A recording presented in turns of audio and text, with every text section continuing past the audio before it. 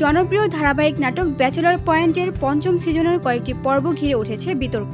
অভিযোগ উঠেছে অশ্লীল সংলাপ, নৈতিক বিচ্যুতি এবং সামাজিক অবক্ষয়ের। 8 জুলাই মঙ্গলবার সুপ্রিম কোর্টের আইনজীবী মহিউদ্দিন নির্মাতা এবং সংশ্লিষ্টদের নামে পাঠিয়েছেন আইনি নোটিশ।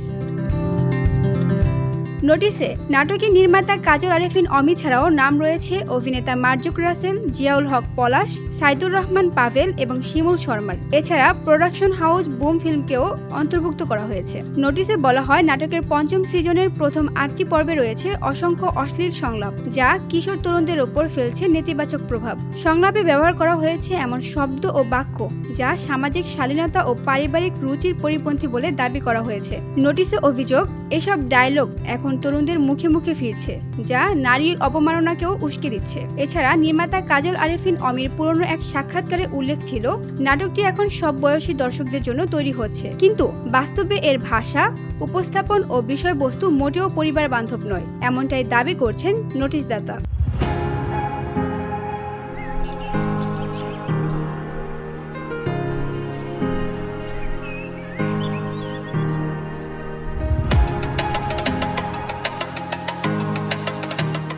নোটিশে আরও স্মরণ করিয়ে দেওয়া হয়, জাতীয় সম্প্রচার নীতিমালা 2014 এবং জাতীয় অনলাইন গণমাধ্যম নীতিমালা 2017 এর আলোকে শিশু কিশোরদের মানসিক বিকাশে ক্ষতিকর কন্টেন্ট প্রচার দণ্ডনীয় অপরাধ। নাটকের কিছু সংলাপ এবং দৃশ্য ইতিমধ্যেই ভাইরাল হয়ে গেছে সামাজিক যোগাযোগ মাধ্যমে, যা তরুণ সমাজের ভাষা ও আচরণে ফেলছে দীর্ঘস্থায়ী প্রভাব। ব্যাচেলর পয়েন্ট নিয়ে এই বিতর্ক কতদূর গড়াবে তা এখন সময় বলে দিবে।